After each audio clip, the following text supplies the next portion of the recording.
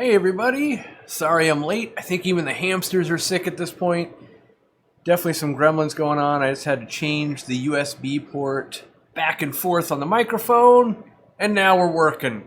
So, maybe it just got a little rusty because I haven't used it in 3 weeks now or something like that, but hey, I'm just checking. Let me know if the sound's good, someone, and we'll dive right into it. Today we're going to talk about how to make fish, or not how to make fish, but how to make the fish hobby easier for you. I mean, I've made it really easy for myself at this point, and, I continually am trying to develop products to make it even easier, because the easier we make the hobby, the better the hobby is, I think. So, yes. So I'm just going to keep talking about my cold until someone confirms that they can hear me, but got very sick about 3 days after I got off the airplane from Peru. All right, sounds good. And, yeah, so much so that I missed a flight to Florida. So we had a vendor meeting. Randy went without me and got some amazing footage. So that'll be coming out in a members-only video. So yeah, that's how sick I was. So sick to give up going somewhere, and I had to rest up for, one, I want to do this live stream because we missed last week due to getting in so late.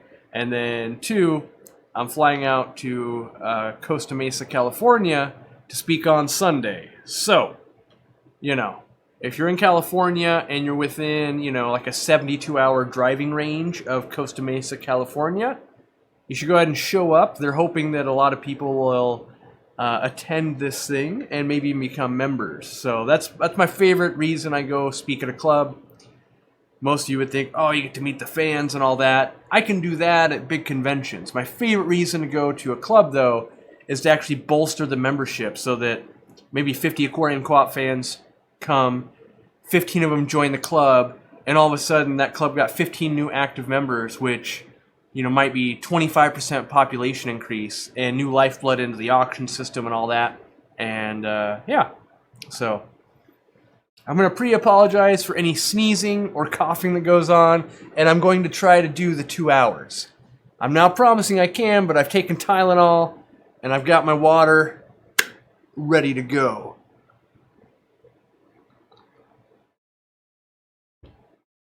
Is there a link for this club? Yes. If you go to our Facebook page, there's a big old thing that says me speaking in Costa Mesa. I'll be speaking on fish disease. And, I haven't put the talk together yet, which I'm sure worries a bunch of people, but don't worry. I'm going to work on that tomorrow night and Friday night. And I already know the talk I want to give, but it's how to actually treat fish as a hobbyist. I've watched quite a few disease talks. I've been to very high-level academic talks. Academia? I don't know. Very high-end talks, and I've seen other talks given to clubs. And, much like a lot of things that I've seen, I look at it and go, that's not the way to do that. Like, people, you guys don't need to see a slide of what ick looks like under a microscope. You need, how do I actually identify it without a microscope? How do I cure it? How do I do these things? And then, like, besides ick, how about all these other things that actually show up that no one ever talks about? Let's work on that too. So that's what that talk will be about, and how to actually get through cleaning up some of the fish and that kind of stuff, more so than just quarantine trio, shotgun approach, all that. So, we can dive into that, and I hope a lot of people ask questions while we're there. And, yeah, because that's usually what goes on when I'm at a club. One of the most asked things is people pull out their phone, and they go, hey, I've got a fish. It's doing a thing. What do I do?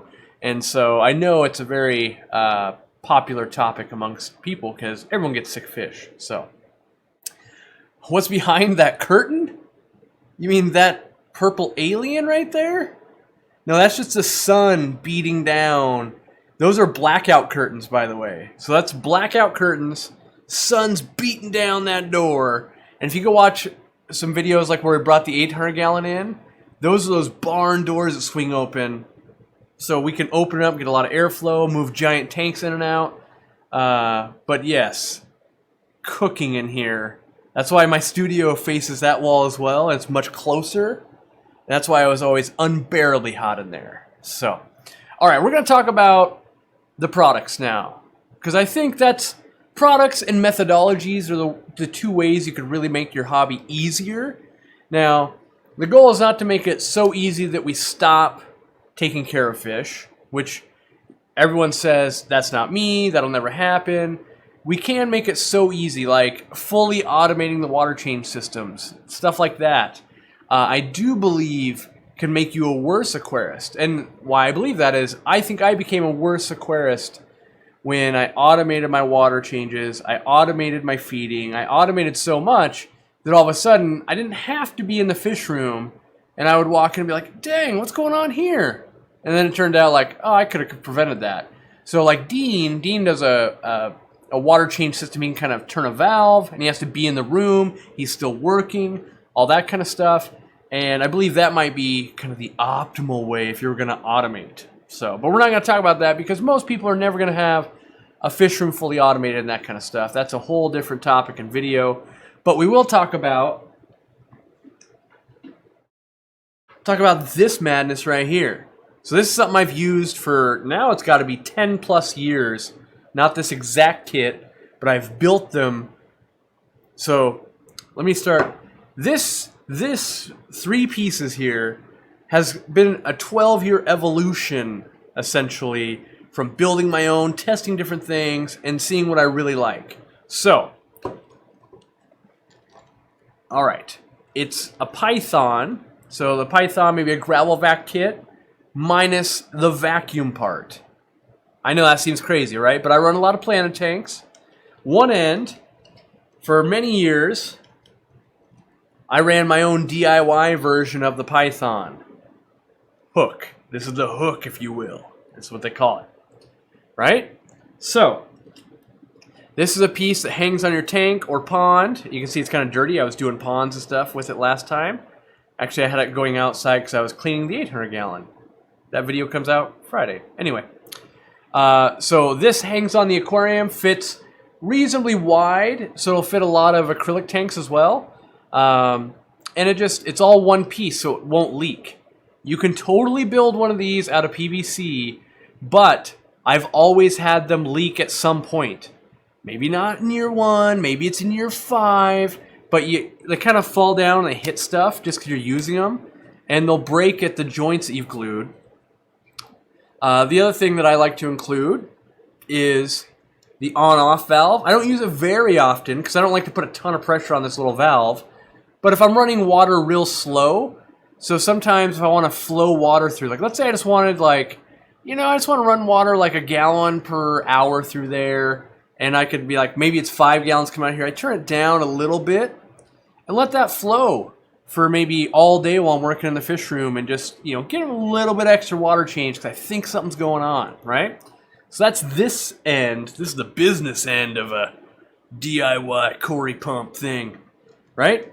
Then you've got tubing. Now, I guess I did skip a part.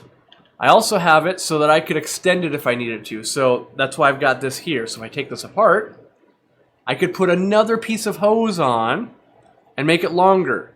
Now, there went my washer. I'm going to need another washer off the ground. But I've found that 20 feet is the perfect length of tubing. The next piece of tubing you need is 10 feet. With 30 feet, most homes are doable. Most aquariums, if you're more than 30 feet from the water source, then you might have to go really far. But I find that the 20 foot is the sweet spot. I'm going to find that washer before I flood my floor in my house when I'm not looking. Oh my god. It literally did, when you drop something and it lands perfectly and rolls as far as it possibly could and lands under something not movable? That's what just happened. So I'll just have to remember to get that later because that's an all-day journey to get that thing back. Maybe I'll buy another one. Still gonna put it back together because I need the visual. All right, so then the other end, this is where you gotta do a little DIYing. We have a power head, specifically, and I've tried lots of different ones. I've tried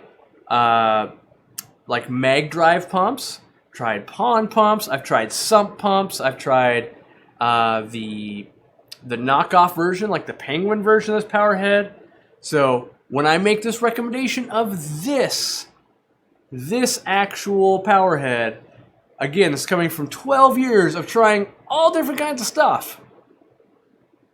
You want the Cobalt, because Cobalt bought the rights to this, or at least they're having it made at the factory, it still makes good ones. The Cobalt 1200, it's a $45 power head. It's definitely expensive, but I'll tell you what, this thing can like chew up gravel, and I've only ever used 2. The other one was starting to get a little like, nah, it's looking tired. That was after 10 years. Then I built another one. So 10 plus years, and I'll let this thing run dry. So this will pump water, all right? Okay. So now the output, normally it'd be in your aquarium, it'd be suction cup or something like that. We're sucking in water and we're blowing it out in your aquarium. Well, we're blowing it through a tube now, right? And we used a little hose clamp just to make sure that's really on there. And it's still super easy to service. Like if you suck up too much duckweed or algae or something, you can still take it apart real easy. Just like that. Some water in there. And you can service the impeller, all one piece. Again, I've made this as user-friendly and as easy as possible over 12 years. So there's, you know, if I was like, oh, if we change this, and there's pumps where you don't get to do that action, and like, oh, it's a real pain to take apart and service. All right. So now you have one end, water comes out. One end, water goes in. All right? Pretty simple. If we want to change water, like in this 800-gallon aquarium, I had to use this. You say, but Corey, this has auto water change. Yes, but only to a certain level. Once it gets so low, it can't drain anymore past the overflow. So this bad boy at 290 gallons per hour, that's right, it takes a few hours to drain that tank because there's obviously restriction. It pumps it wherever I need it to go with a hook end. So I can go, what's nice, you can pump water from your goldfish tank out into your ponds or into your garden or wherever you want it to go. Or I can pump water from my 800-gallon aquarium into a brand new pond I just set up inside, or a new tank, right? Pretty sweet.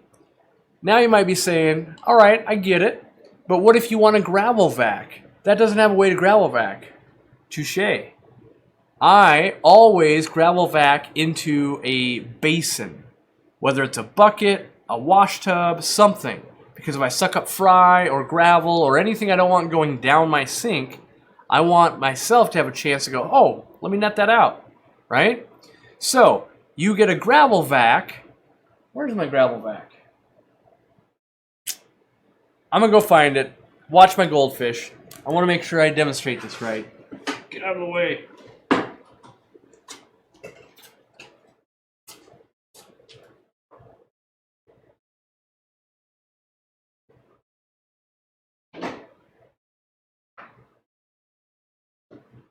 I didn't find it yet, but I just wanted to prove I have another one ready to go in the other room. That's how much I actually use and like these.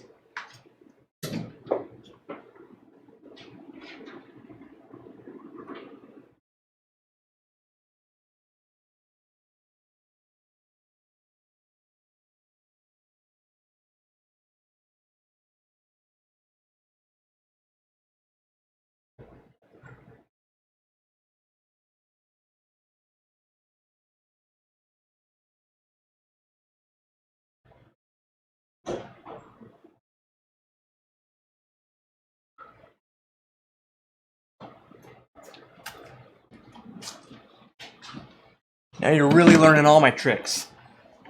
So a lot of times I'll use a tub like this so I can see into it.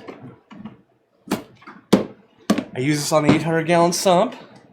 Alright, so you've got the actual gravel vac, still with poop in it. Use this. You might want a longer piece of tubing. My tanks that I have to get on a ladder, that's one thing I need to do. I need a 10-foot piece of tubing, maybe 8 feet, so that it rests like the whole length in here so it doesn't actually pop out, right? So you drain all the water into there. while you're gravel vacuuming, moving the poop down, you have this plugged in and sitting in here. You've basically made like a little sump reservoir where all of your fish poop is going. Then you just move this, different houseplants, outside, wherever you want, and when you're moving it, so one of the times I do use a shutoff valve, it's really easy to restrict only the 290 gallons per hour. Move it, open it up, right? Pretty easy. So that's the way I do my gravel vacs, and it saves so much time, and here's why. Because I've got one basin.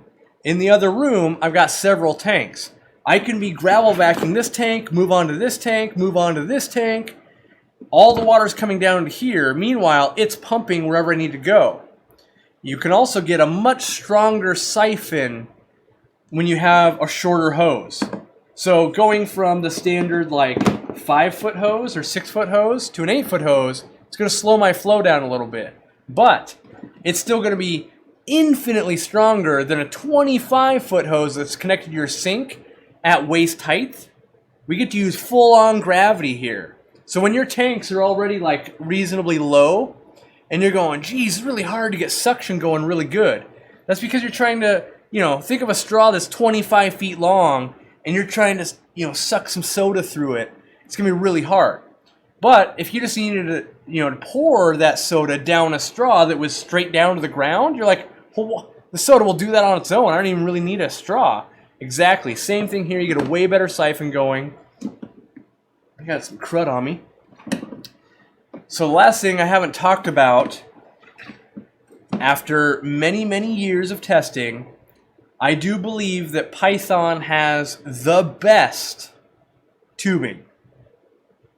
Now Lee's is a second place. Everything after that I've found to be pretty bad. And this is a guy that's tried garden hoses. I've tried tubing from Home Depot and Lowe's. I've tried a lot of things because as a hobbyist, I'm super cheap when I need lots of it. Because as you see, I have at least 2 kits here at my home. I've got many more kits to shop. I've got kits at the warehouse, right? So if I'm going to be using hundreds and hundreds of feet, well, I better find the stuff that works well.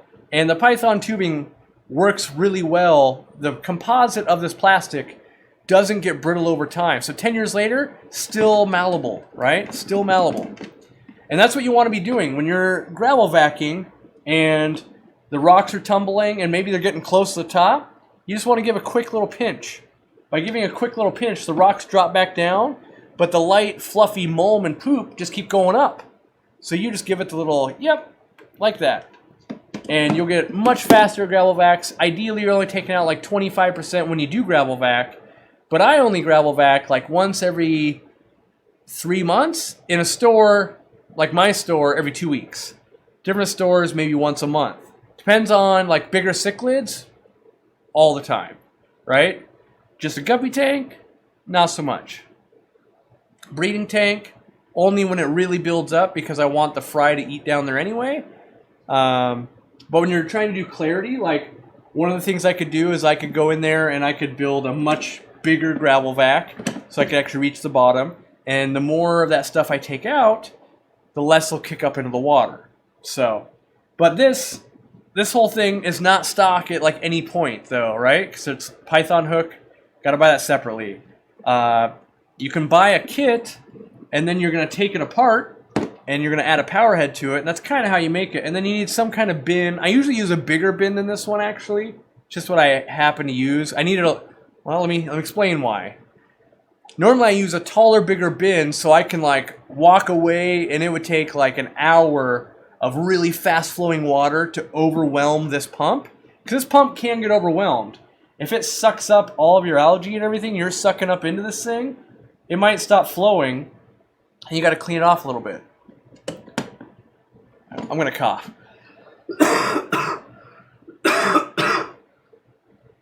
Try not to die. Anyway, so you want to make sure you've got some excess, head height here on your container, but because I was doing the sump of this tank, it's only like 18 inches off the ground. And if your container is taller than that, it's not going to work. Like on my tallest tanks over there, I do it into a trash can on wheels. Works out great. I guess, should I bring that in too? I mean, this is the more I talk about it, the more I realize these are the actual tricks I use. Which I've got other stuff I'm going to show you guys, but as I'm actually explaining how I do stuff, the real stuff. Let me go grab the trash can, because if you're used to it, you're like, of course, yes. If you're not used to it, you're going, I don't get it. What do you mean? So I'll be right back.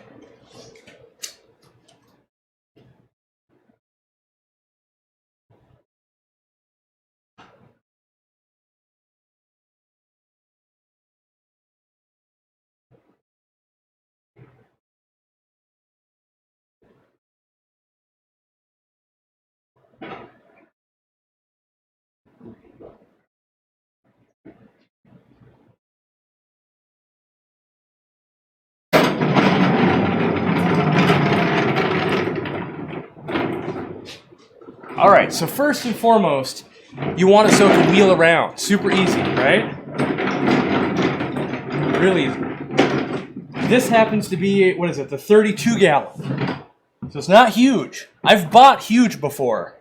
When you buy the 65 gallon, it's just ridiculous once it's full of water. 32 gallons, already full of water, or already ridiculous.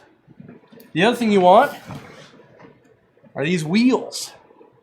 These wheels cost you like 35 or 40 bucks, but they're right next to these brute trash cans. All right? They make life a lot easier. Now, we use them at the warehouse, we use them at the store, I use them here. Now, if we were actually working on the 800 gallon, I would take the same kit, and you can see how this would start working. So again, power head in the bottom. Let me show one more thing why I like these brute trash cans. Can you see in the bottom there? There's some sand and the ridges. Well, that allows the sand to fall to the bottom, and if you put the power head on the above part, right, then it's not going to suck sand and that kind of stuff, so it makes it kind of an easier maintenance. You don't have to stop as often. All right. So you drop this bad boy in there. Usually I use an extension cord as well, because I want to be able to move this thing throughout the entire fish room while I'm doing all my maintenance at once. All right. Then you can also just hook this right here, so that way it's out of the way or on the side, either way. And when it's not in use, you just kind of let it all be in there. Now you've got, you know, a rolling cleaning station. From there, you just drain the water. This is why it's nice to have a little bit longer of one. You do in the tank, drains in there, you're pumping it out somewhere, and this station can go clean. This is what we would use to clean hundreds of tanks a day. So, yes, that is one thing I want to develop, is the perfect water change kit, if you will. So I always put it into two pieces, and one of the reasons I do that is I believe... Oh, it's almost out of frame. I believe that not all tanks need gravel vacuuming. All tanks pretty much need water changing, but not necessarily gravel vacuuming. A full planet tank, very little gravel vacuuming, whereas, you know, like this tank, didn't have the goldfish, but if it had just big fish, lots of gravel vacuuming, right? So, yeah, I'm gonna get a drink of water and...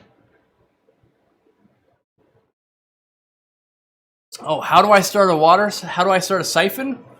I've got a video on that, but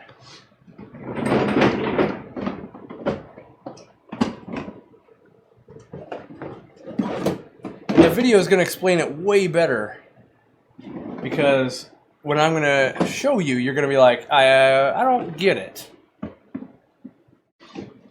All right, this is going to be an aquarium here. All right. So the trick to starting a siphon. Now, a lot of people might say you could suck on the end of the hose, you can, some people say, oh, all you have to do is fully submerge it. So you get everything in the aquarium, get all the air out, right? Then you put your finger on, or your thumb on the end of the tube, and while it's all full of water, you pull it back out like that, and that'll get the flow going. That will work. Those are all viable ways. You can also get the squeeze bulb thing to start a siphon. That'll work as well. But the easiest way, this is filled with water. All we have to do, I'm going to say it, then I'm going to demonstrate it a couple times, and then hopefully someone will find the video. The video is how to clean sponge filters and gravel vac your aquariums. I know the video's out there. Yes, if only I could demonstrate on this 40-inch tall tank that, you know, the problem is this isn't the top of this aquarium. It still goes, right? So you wouldn't see it. So anyway,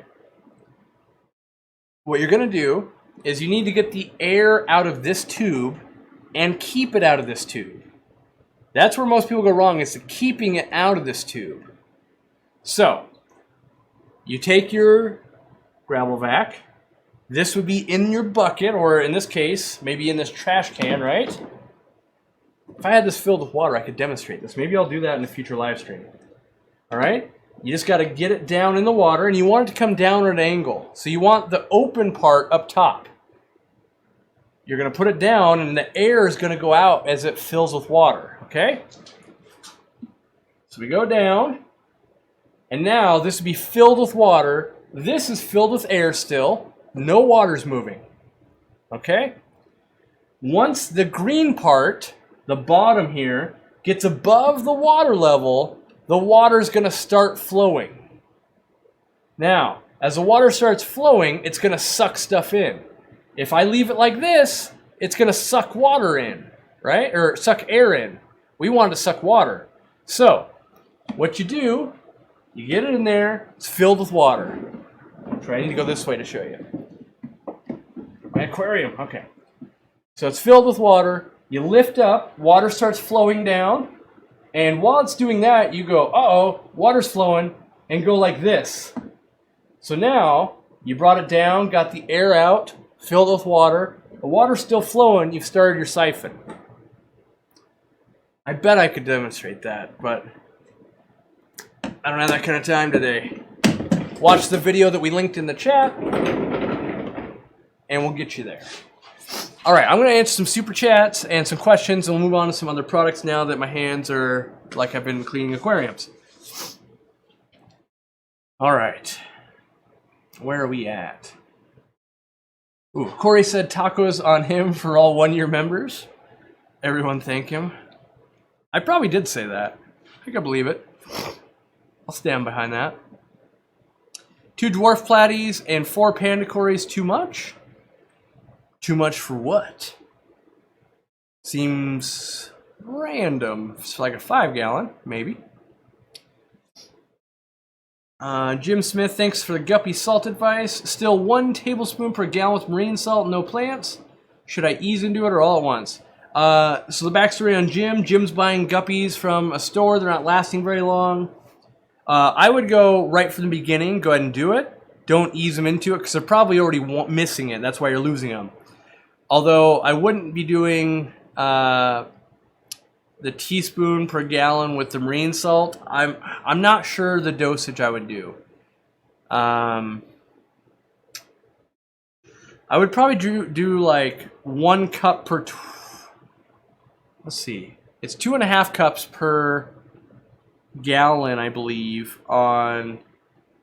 Is it 2.5 cups per gallon? Whatever the dosage is, it's either 2.5 cups per gallon or 2.5 cups per 5 gallons for making salt water. I would cut it back to like 1/4 of that. Now, the real way I would be telling you to do it is like go get, a hydrometer and let's keep it at a very low salinity, but most people don't have that stuff. So you go with like, what's honestly useful and practical, and I feel like that, honestly, if you're just quarantining guppies, doing the tablespoon of aquarium salt per 2 gallons. Now, I realized earlier I told you 1 per gallon, 1 tablespoon per gallon. And I would do 1 per 2, and then I would follow up with like 2 tablespoons of the marine salt. The marine salt, not only does it have the NaCl in it, but it also has buffering components. It's going to raise the pH and lots of trace elements. Everything you want to help recoup a guppy. Oh, I cannot believe how hot and sweaty and sick I am right now. It's ridiculous. I should not be breaking a sweat from just holding some cleaning equipment and trying to talk. All right, we'll move on though. Push forward. New members all over the place. Thank you very much. If you just became a member when I put out that video, thank you. If you've been a member for a long time, thank you. If you just became a member today, thank you. Don't forget, first Peru vloggy thing that was made for members and came out today. Put out another one soon, hopefully. And I think all the members could attest that it's clearly not prime time material. Like, it's not like, oh, Corey's holding back from people. It's like, no, I get it. Yeah, it's just some extra stuff. I think it's enjoyable to watch. I think people are enjoying it, but I think everyone, once you see it, you're like, oh, he's not holding back. He's just, yeah, it is different and more. So, you know, don't be worried about that. You know, you're not missing out on a ton, but if you're into the behind the scenes thing, you'll enjoy it a lot. So, all right. What about, okay, hold on here. $5 from the Fish Tank Barn for Aquashella Fun. Thank you. Okay, I was just making sure that Ron Divine wasn't pertaining to that Platy and Panda question, because it says, Corey, what about a nano or 3 to 5 gallon tank? How would you suggest cleaning the gravel in that type of tank? Oh, if I had a better preparation.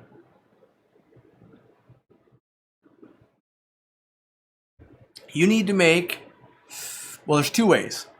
You can buy a nano gravel vac, which the diameter on the tube is about that. Or you can make a super nano gravel vac, which is made by a piece of airline tubing. That's your hose. And then you take a pipette, like it's on our website, right? So you got that pipette, it's got the bulb part, and then the long dropper part. Well, the dropper part, you put the tubing onto, right? So now you've like, oh man, I've almost got a gravel vac. Then you cut the end of the bulb, and you'd be like, wait a second, that looks just like a gravel vacuum part. Yes. Now you've got this ridiculously small gravel vac that can get in around your aquascapes and everything in tiny little pico tanks. I should do I don't know. See, that's the stuff, like, I could do that video, it's going to help all of 7.5 people, and then the rest of the internet's going to be like, how dare you waste our time and make a video about that? That being said, for those 7.5 people, you're like, finally, that's exactly what I needed. So maybe someday I'll put that little video together, because it's one of those things like, oh man, that literally takes 90 seconds to do. Why doesn't everyone do that? It's a good little trick, though. All right, River Life says the goldfish are awesome. Yes, we've added new goldfish. Since you guys have seen it, you'll see some video on Friday all about these guys got horribly sick. Even though we quarantined at the store, we brought them here. They got re-stressed out, horribly sick. You'll watch, and I documented how I fixed them. And as you can see now, so when you watch that video and you're going, Corey, you're a moron. How could you do that? How could you be so irresponsible after quarantining them for a week and then bringing them here and then now having to quarantine them again? No one died. Everyone's doing well. And I'm fully, to me, this 800 gallon is still a quarantine tank at this point because I know I'm still adding more goldfish. Now, when I've stopped adding, so when I'm like, oh, I think I'm done, then it becomes a display tank. Then you get to kick me and go, hey, you didn't quarantine for long enough. Because when something's a display, then I typically quarantine for months, you know, weeks and weeks, and like, give it a couple more weeks. And, but at this point, it's still in quarantine phase because everything's still new, and it takes many, many weeks to find some of the illnesses that we're trying to kind of suss out of fish. So, yeah, but once we get to a point where we are clean, like I haven't really begun rounds 2, 3, 4, 5, 6, 7 of deworming. Like, I am a deworming freak when it comes to that, just because I find it to be so prevalent. All right. New member, new member, new member. Bring Cindy to Aquashella Fund. Ooh, was Cindy the one saying she was gonna... No, that was someone else who's gonna travel solo. I don't know the Cindy story. I'm sure it's going on in chat. I appreciate you guys for, 1, hanging out. 2, showing up early. If you guys aren't showing up early, you're kind of missing out. Show up early, ask questions. I try and answer them. Other people try and answer them. It's your best shot of getting one-on-one time with me. And it's because I'm kind of sitting here, I'm like, oh, I got to do a little thing. Oh, what's that? Yeah, I would totally. Like, one of the questions was, do we think that Tenopoma leaffish can live in a tank with a Aqua puffer? And I think they can if it's really planted, because they're all ambush predators. They're not really trying to be bullies on each other. I think the Tenopoma leaffish will kind of eat some of the scraps from the clams and the maybe cocktail shrimp and all that you're feeding. And so I think there's a lot of things that could work there.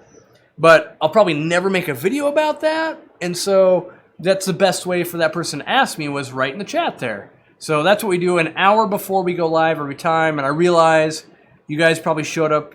No, I did. Last week I rescheduled soon enough so you didn't. But, you know, I always try and show up early enough. That's my goal, is show up early enough, answer questions, be helpful, and while I'm getting ready, you know. So it's not like I'm just sitting there answering every single question, but I'm definitely perusing for, like, okay, no one's helping that person. Let me try and do that.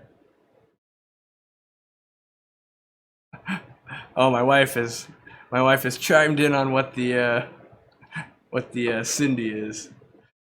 I see. Well, let's see here.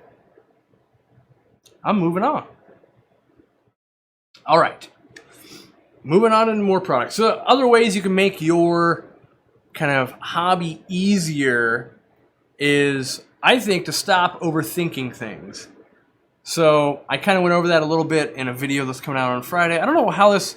I planned this live stream like 6 weeks ago, and I had no idea this video would be coming out, but a lot of this is going to get talked about in this video too, because that's how I know it actually makes your hobby easier, because I'm actually practicing it. But like when it comes to a medication or a dechlorinator, right? Let's say a dechlorinator. Add 1 cap per 50 gallons. All right? This is, for me, this is the definition of not easy. Add 1 cap for 50 gallons. What if I don't have a 50-gallon aquarium? What if I don't want stinky stuff on my hands trying to fill the cap to the brim? Right? So we put a pump head on it, so it's 1 pump per 10 gallons. Now, I know you can say the same thing. What if I don't have a 10-gallon? It's true. I've only made it easier for like 98% of aquarists. But the thing I want to talk about is overthinking things. Some people go, well, I do have a 10-gallon aquarium, but I'm only changing 30% of the water. So I only want to treat for 3 gallons of water. But then really, I've got sand, and I've got a piece of wood in there, so maybe I'm only really treating for 2 gallons of water. And so you start dosing, and you're like, I'm going to put in 1/5 of 1 milliliter. And you think you're super smart. And you are, because you did all that forward thinking, but what you're not taking into your mind is that there's been a whole team of people that did that forward thinking, and they go, I bet you the average person's not going to do all that forward thinking. So let's just make this dosage so they can handle a wide spread. And that's really what's going on here, because if we were doing our hobby correctly, we would dose based on the amount of chlorine or chloramine in the water. That being said, most people in this chat couldn't tell me what the levels or the ppm of chlorine or chloramine is in their tap water. They might be able to remember what it said on the water report they get, but most people don't own an actual kit to test what is in their water at the tap level. Because especially with like chlorine, with an aerator on the tap, you know, where it adds in all those bubbles, that's gassing off a lot of that chlorine, right? So there's a lot of things at play. So you kind of have to trust that the people making the products are kind of thinking ahead and going, people are just gonna, put it in. Really what they're thinking, to put something on the bottle like this, they assume people are gonna take it literal. So you've got a 55-gallon aquarium, you're gonna add 1 capful, because it treats 50 gallons. Someone's gonna do that, right? Even if they only change 10%, or they only add a gallon of water, that's what they assume is gonna happen.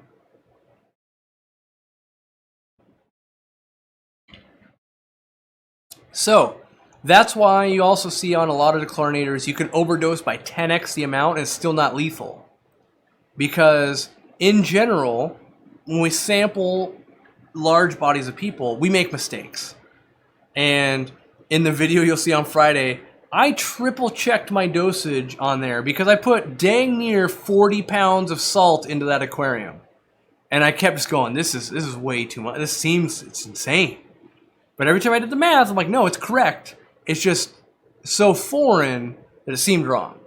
So, and I think we run into that too, is we overthink things and we just don't follow the directions and realize that if this was to kill things by overdosing by a tiny little bit, it'd be like, don't overdose ever.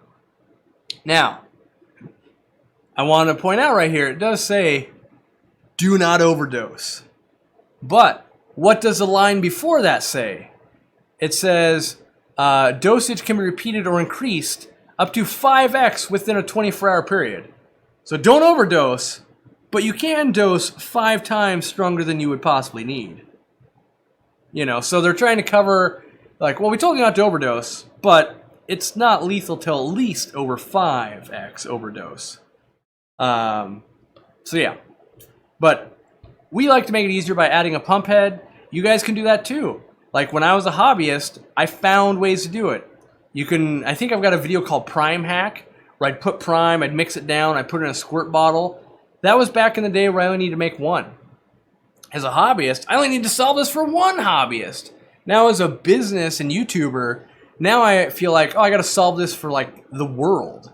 And so that's what I try and do. Like, okay, well, how can I scale this? Because I can't tell everyone to buy an expensive thing. I need to make it so that everyone could do this. And so that's why we did it with our fertilizers, also the 1 pump per 10 gallons, that kind of stuff. Yeah, it just worked out. That's what we're trying to do. But I do think we do a lot of overthinking. We're trying to make it, a lot of times,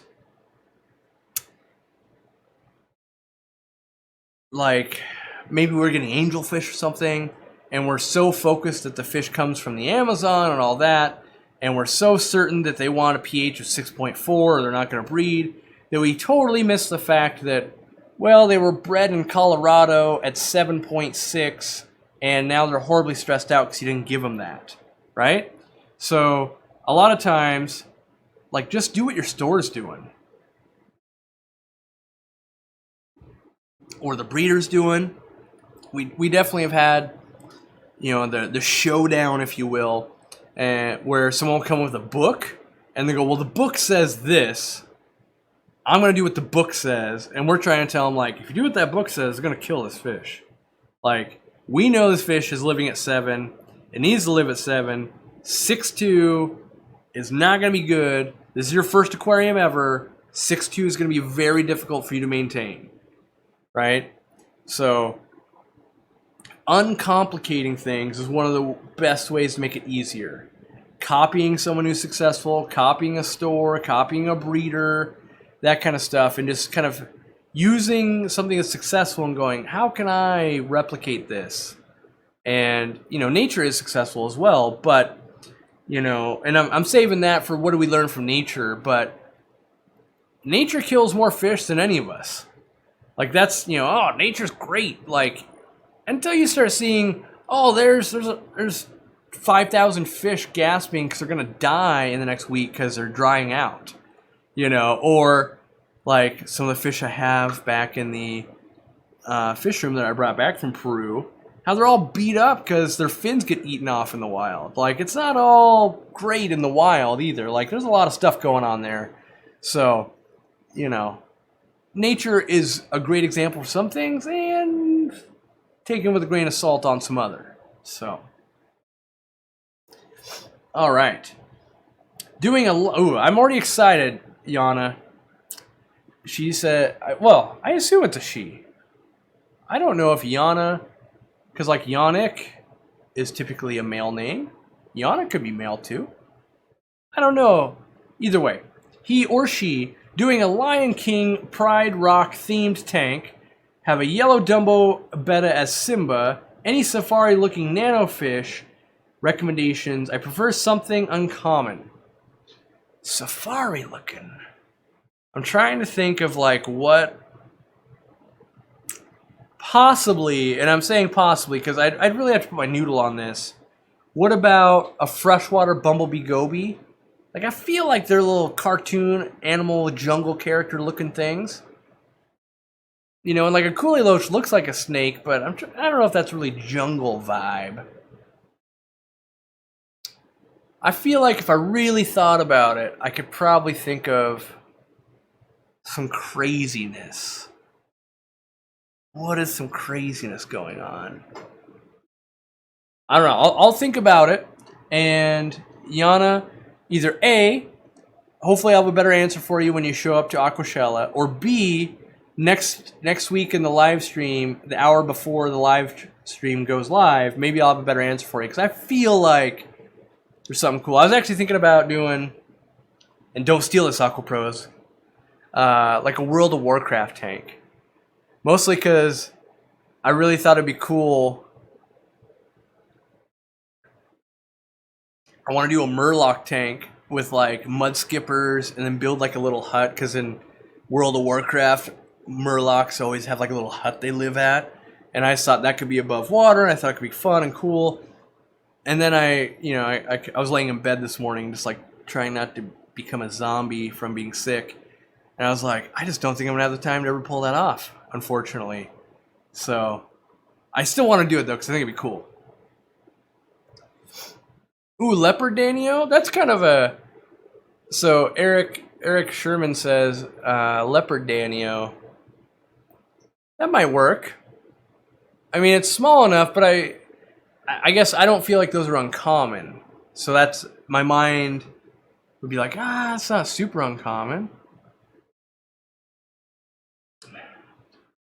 That Desiree's been playing Classic so hard. You're probably sitting in the queue right now. You don't even get to play. All right. Welcome, new members. I don't want to derail into a WoW side tangent and just run this thing into the ground. So, yes. All right. Do I have any more? No, I ran out of time to find products because I was trying to I took Tylenol and cleaning out my sinuses.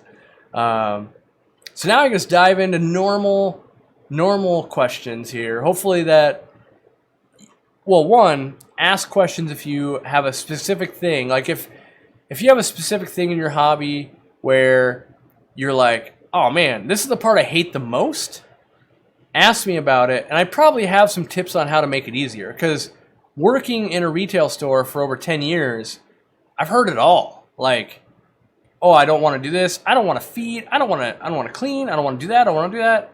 So there's almost always a way to like, well, technically there is a way around that, you know. But as long as you don't get around all those things, it works out okay. But when you fully automate everything, you're like, can I just pay someone to look at my fish? That way they can tell me they enjoyed it, and then I know it was enjoyable, you know. All right. Oh no. Wowing and wet sleeves.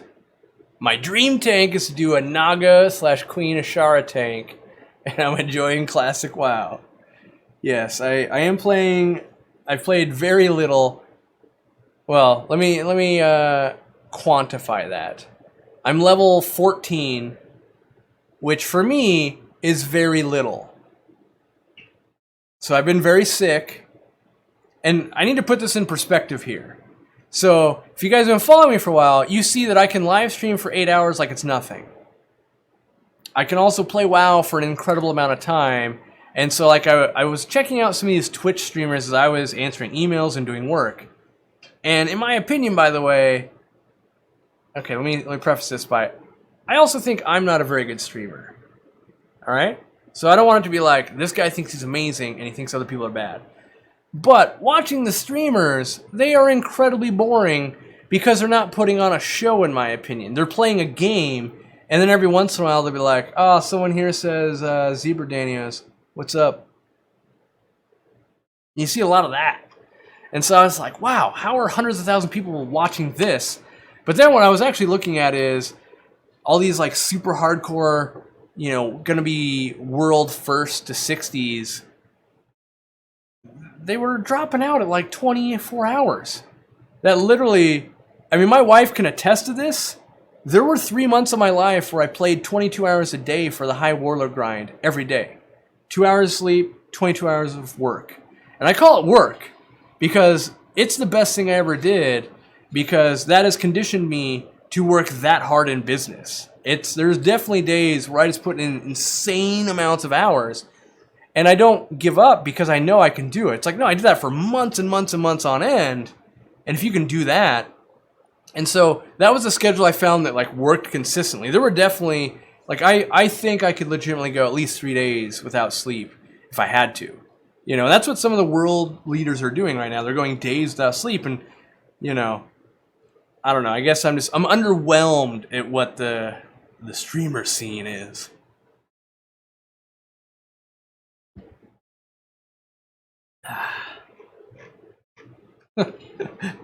Oh man, Aquarius podcast rolling in with the hate. That's right. We do have one employee playing Classic WoW, and my business partner plays Classic WoW, and I've played it up to 14, but I haven't played it all today because I had to go to the airport and do a bunch of stuff, and now I'm doing the live stream, and we have cargo containers coming in tomorrow. So I told my wife, I said, I'm hoping I can play for an hour after the stream, but I don't know if that'll be possible because the queues will probably be insane. I know Bob's playing Steamfod Aquatics, and he asked me if I was telling people what server and who I was playing, and I said no so far because I'm not convinced. Like, I'm not convinced that I will enjoy playing with you guys. Now, let me quantify that because that sounds horrible. What I'm deathly afraid of is that somehow it'll turn into like, oh, I know, but, you know, my fish is kind of doing a thing. You know, like, what would you do? And then it's like, this is like the 3 hours I carved out all week to not work is now being invaded by work. So I really, like, I'm trying not to give that up because I think it's actually been super beneficial for me to, like, just kind of veg out away from work for a little bit. That being said, I've been sick, so we'll see. Sam Tomlinson, I've got a Molly with floating issues. She floats vertically. What treatments are there other than needle removing or adding air to the fish? If it's already been doing like that move, let me think here. Yeah, it doesn't say whether it's always doing that or only after eating. The reality is the swim bladder is probably moved. There's probably not a lot you can do. This is probably one of those no good answer type of questions. The one thing you could try, move it to an isolation tank, put a bunch of Epsom salt in there, see if it'll relax the muscles, let any extra fluids out, then do some slow water changes, see if it contracts back, and the swim bladder's in the right place. If that doesn't work, you're pretty much left with a molly that you could puncture the swim bladder and it becomes a belly crawler. It'll live a life, but it's kind of like having a dog with broken back legs. Still lives a life. The other thing to know is that molly's only going to live like a max of like 24 to 36 months. So depending on how old it is already, it might just be like, well, this thing's kind of just getting old, kind of doing what it does. But there's no magic bullet I've got for you where it's like, oh yeah, just buy the thing Corey sells and fixes it. Yeah, I don't have anything for you. So that's just one of those like, well, yeah. By the way, who's buying my super dope hat? We're getting low. I just ordered some more, but they take like a month and a half to get here. So once we run out, my super cool hat is gone for a while. Sam says it can still right itself to eat. Yeah, so it's the buoyancy issue, right? So it can, if it's moving, it does fine. But like a goldfish with floaty issues, the minute it stops swimming, it loses its equilibrium, right? And so that's that swim bladder. The swim bladder's function is to keep a fish somewhere in the water column where it wants to be roughly with minimal effort. Like that fish, that is a perfect example of swim bladder working. Right there. How it's just kind of like it's working correctly there. And it's meant to like basically hold it roughly in the water where it wants to be without having to exert energy. And so, yeah, it's not a lot you can do about that. Oh, weird. Fing says my join link works on handheld, but nothing for PC. It's very bizarre. Maybe someone can confirm or deny that for me. It's supposed to work on everything. And I've clicked it before, but hey, I don't know. I can't click it on everyone's. Oh, show off the hat hair? Yes, if you buy a hat like this, you could also have this. Yeah. Ooh, so fresh and so smooth. You can also do this move. If your hair is long enough, you can get it to poke out of the mesh a little bit. That's a good look. Any opinion on the best fish for aquaponics? Well, in a true aquaponics system, it would be something that would eat the veggies. You know, so like let's say you're raising up carrots, and you got the carrot tops. If you can feed those carrot tops back to the aquaponics, that like, you know, checks off like another 3 aquaponic nerd boxes where you're like, huh, my garden feeds the fish. My fish feed the garden, right? But for me, best aquaponics fish would be fish that I could sell to a fish store, diversify my income. So maybe like, I don't have a ton of sun going on right now, but the greenhouse is staying warm enough, which would mean, it's winter time, and it's perfect time to be selling fish to my local fish store, and then I could go buy the plants the brain's not working, the vegetables, there you go, that I was wanting to grow and eat, and I just go buy them at the store, that type of thing. That's how I would look at it. You know, I know people that have done tilapia, obviously, people that have done koi. I haven't really seen successfully done like guppies and tropical fish, but that's where I would go with it because that's where my passion is. I'm sure there's people doing African cichlids. Yeah, so. Ginger Graves, I leave tomorrow and get home Tuesday night. So you leave Thursday, get home Tuesday, all right? So I would say Friday, Saturday, Sunday, Monday, 4 days, okay. I have fry/juvenile pisto triple reds, crebensis, and multis. They're in some established tanks, so I try and let my neighbors feed the fish, or will the babies be okay? I would say as long as they're past like brine shrimp stage, they could make it. Doesn't mean they will. They could make it. What might happen is I don't think the fry would starve to death. Okay? But by day 4, the parents might get hungry enough.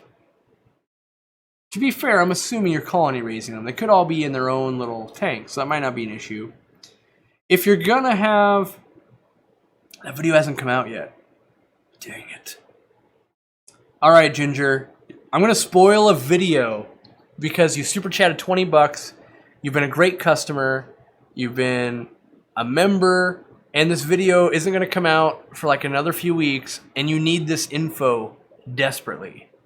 So I'm gonna go grab it. Again, I'm gonna leave camera just because it's great info, and you're still going to watch the video because it's more than just this. It's not like a dedicated video to this, but it's what you need because it's what I set up for my wife. So I'll be right back.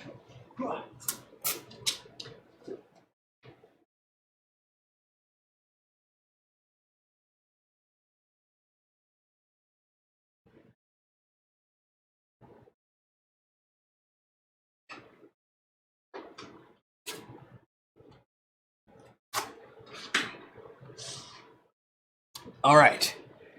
You need to get your neighbor to help you and create the feeding legend.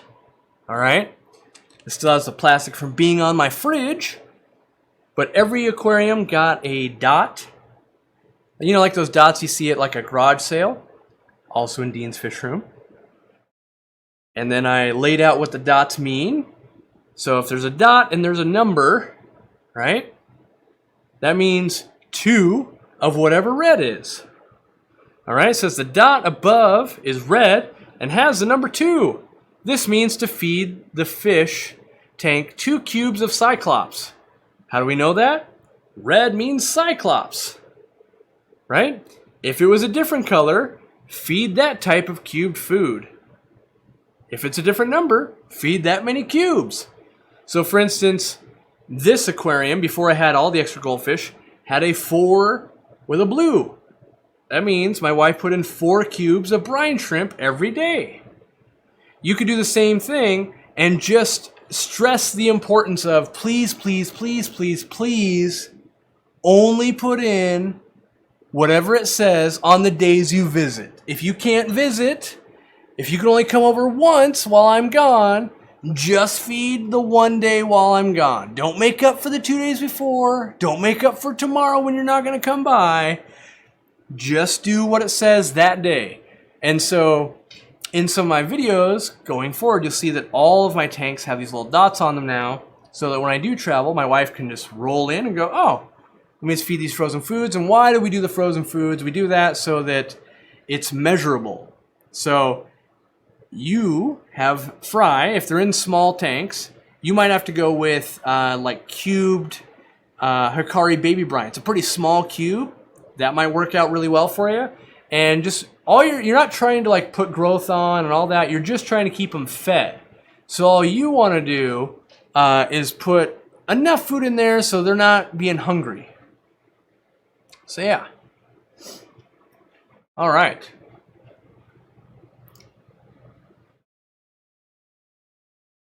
Is that goldfish dead on the bottom? Yes. So every week I stock the 800 gallon with dead goldfish so that people would ask, is that goldfish dead? That's my primary MO. I'm getting really good at it though, because even though they're dead, they still have color and they still move around. Like that guy is so dead and yet he still moves. He's almost lifelike. It's getting crazy. I'm getting real good at it. All right. Is it an auto feeder? No, this would be all frozen foods. So you have this on your freezer, you know, and you don't have to use tape, you can use magnets. And you just, you know, have the name, have the dot. You can even put the dots on the package of food, and then you put the dots on the tanks. And all they have to do is get one type of food, walk around, put all the cubes that would be for that dot in, go get the next one. And, you know, you might not all be madmen like me and have a lot of tanks. Maybe you've only got 5, and it's really easy, and they're all in one room, right? So it might be very easy. And I didn't even have her feed every aquarium. There were some aquariums that the fish load was so light, like just shrimp in there or just some plecos, and there was a bunch of algae, that there was no need to add actual food there for just a short time I was gone. So yeah. Old Fish Guy says, when I went on vacation, I used the 1-week pill container and filled each one for my grandson to feed fish each day. Yes, that's also a tactic that will work.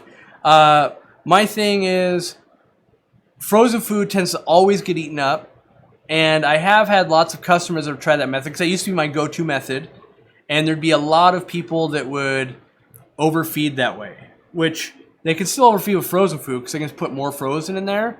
But I feel like there's less room for error there. And one of the big things is really stressing to whoever's feeding, don't make up for other days. Like, that happens a lot. Well, they couldn't make it Monday and Tuesday. They got real busy. So on Wednesday, they fed Monday, Tuesday, Wednesday. And if they knew they were going to miss Thursday, they feed 4 days worth of food for one day. And so the other advice I have is, like, if you feed, I don't have anything that, all right, this thing here. If you feed this amount of flake food, only feed them half of that flake food every day. So that way, if they do go Captain Insano with feeding your tanks, their level of Captain Insano is still not so bad, right? We're not trying to, gut load them and just feed them insane amount. We just don't want them starving. And they're not going to starve to death. We just don't want them to lose a bunch of progress. We also don't need them to put on a bunch of progress. So yeah. All right.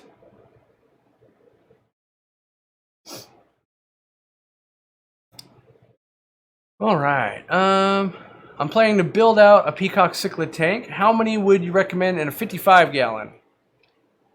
If it's, well, it depends on the type of peacock cichlid tank.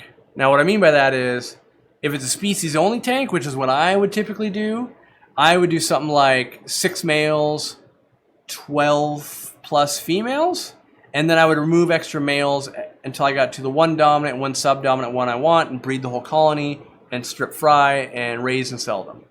All right? After that, my voice gave out there. If you're doing a mixed male show tank, I feel like you need to start with 30 or more, knowing that it's going to be a little bit brutal, going to be a little bit aggressive. You might have to remove some, rehome some because they're just not up to holding their own and they're getting bullied, that kind of stuff. So, yeah.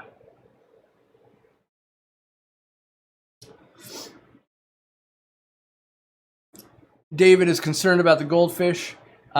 David, wait till Friday. You'll see the video all about it at the very beginning of the show. I also said why the tank is still cloudy because it went through meds. And yes, the fish are on the mend. They're all doing fine. But from a 8-foot view away, your view is much different than the one I have right here. And, it's one of those. The reason why it starts as a joke is this literally goes on for years at a time, right? Oh, we'll go and feed, and then you'll be like, that. It's like having a dog, right? Like a dog, you're like, is that dog okay? That thing never moves. And then it hears the dog food, and all of a sudden, you've never seen such an active dog. And I think you'll appreciate the same thing here. I'll put a little bit of food in and try not to block the show here. Look at that.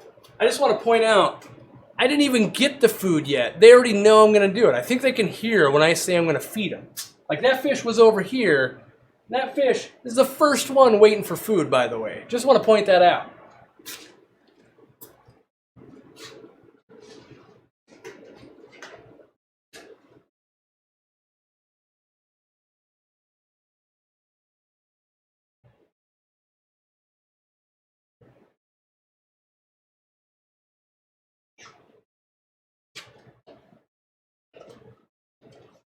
Of course, now it's trolling me and going back to its spot,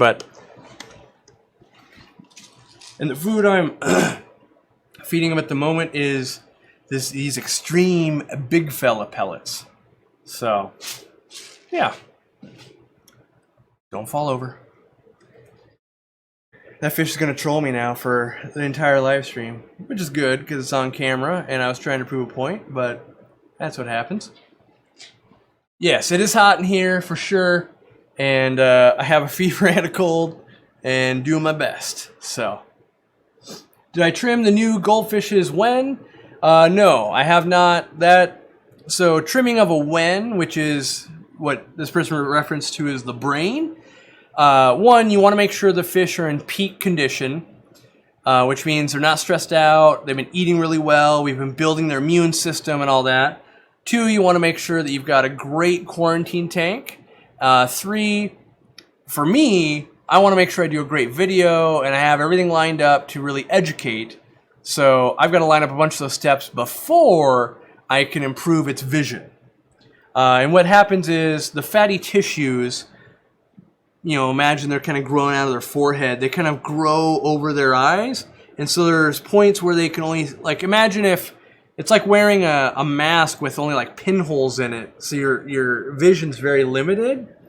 That's what goes on with Orandas that, in my opinion, don't have great genetics. Because now most people are breeding so that they don't grow over the eyes as much. And a lot of times during their growing up at the farms, they'll get trimmed if they're growing wrong, whereas like that one never got it. So, yeah. All right.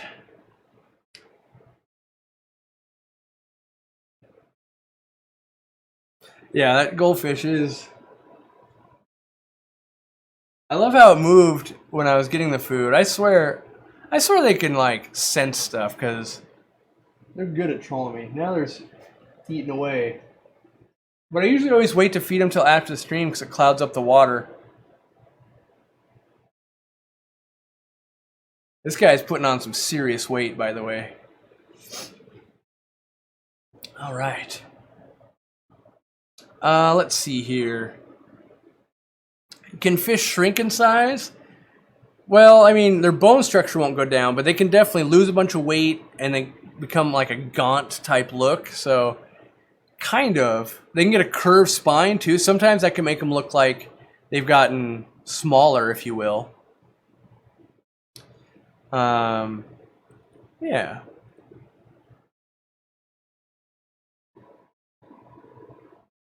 Maybe if I'm quiet, she won't know I'm trolling her. She is, I say she, I don't know if it's a she. That one is pooping quite a bit right now.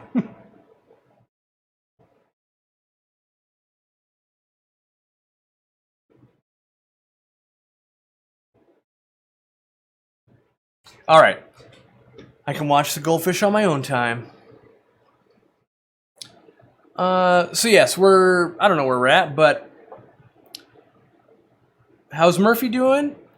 If I'm being honest, I don't know. I haven't been to the shop in probably 3 weeks. So, is that right? Yeah, I went before I went to Peru. I don't know if we have time oh no, my paper. If I have time this week, because I have to fly out again, but yes, like there's still more projects to do at the store. So we've got more stuff to install. So it's all in the works, but I definitely am going to relax the travel schedule. And I know my wife says, you keep saying that. And yes, I know I keep doing it, but I find it so hard to say no when people want me to come to an event and show up and do all this stuff. And I honestly think I'm going to try and limit myself to one event per quarter.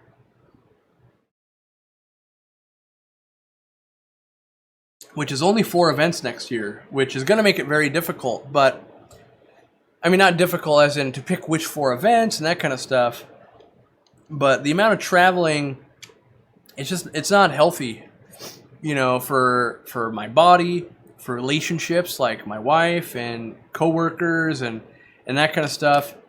You know, just only having a couple days between trips is brutal. It's not fair on the fish, the dogs, all that kind of stuff. So, you know, I've committed to everything now, so there's no backing out. Like, I'm never going to be like, oh, it turns out I'm not coming to California, guys. Sorry. Like, I'm never going to do that, right? But I definitely am going to schedule less things next year. And so I think I'm limiting it to 4. And I might have to limit it more than that. Like, I know other speakers like Oliver Lacanis who will only do 2 talks in North America every year. So he does like 1 in Canada and he'll do 1 in North America or, you know, like United States. And so I need to see what a good schedule for me is going to be. Not because I always get sick or anything, you know, it seems that way because it hurts, not hurts, but like it seems like it's so much worse when you're like, oh, I was gone for 10 days, spent 2 days prepping before I was gone for 10 days. Then I come back, got caught up kind of because I had 2 or 3 days, and then I get sick. And I've been sick since Sunday, Monday, Tuesday. Today's Wednesday.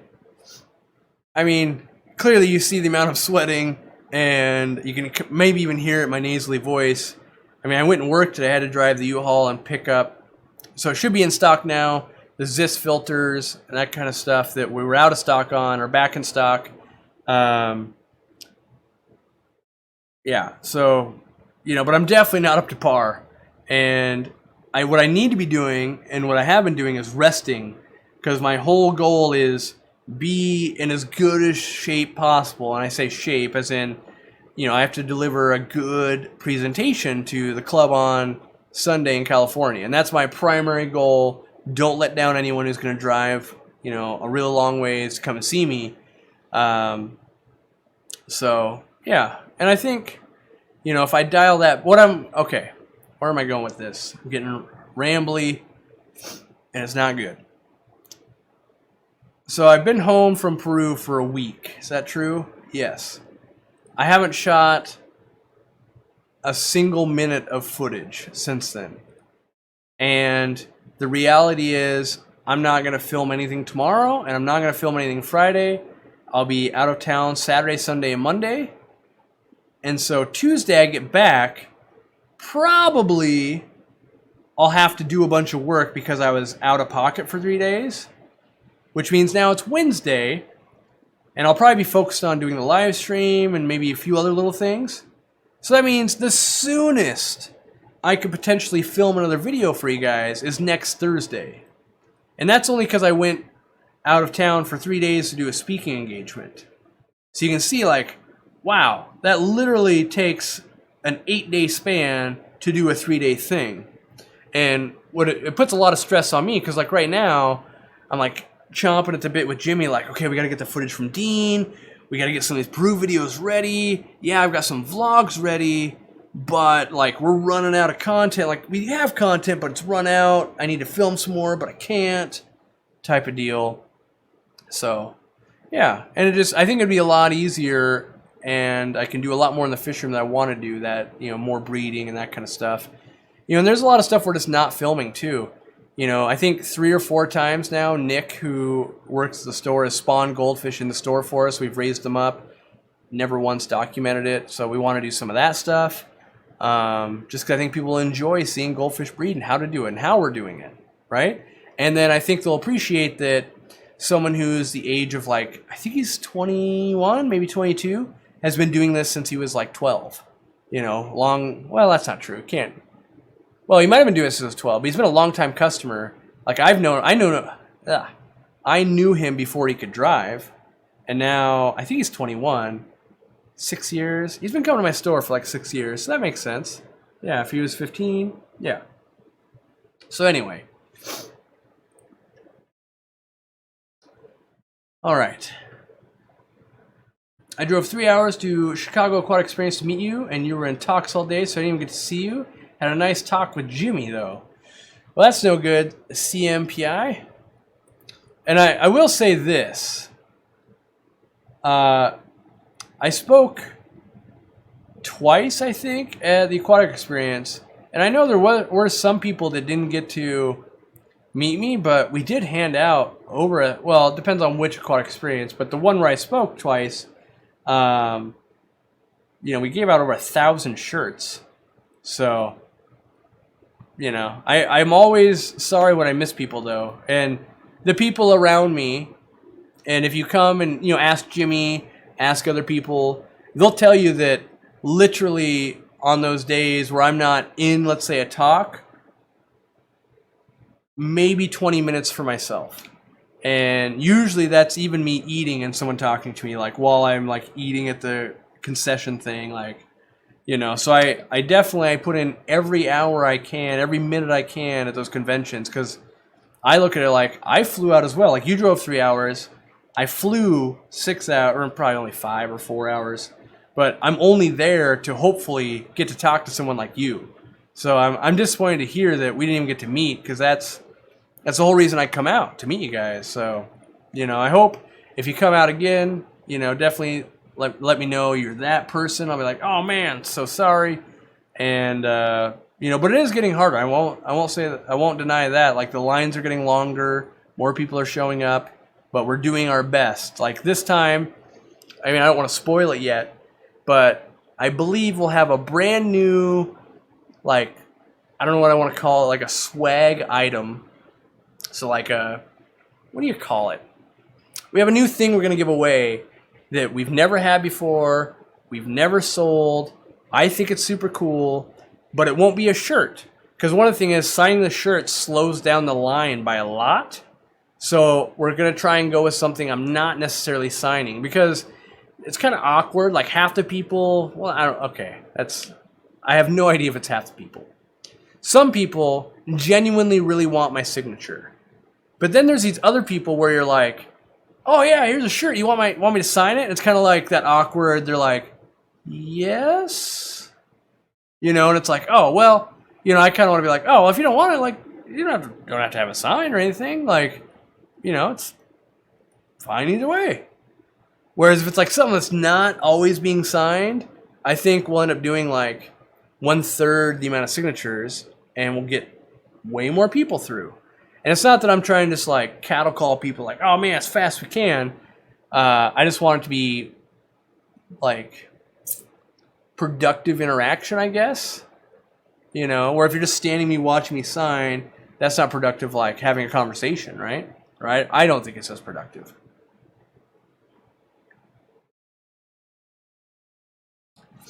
All right.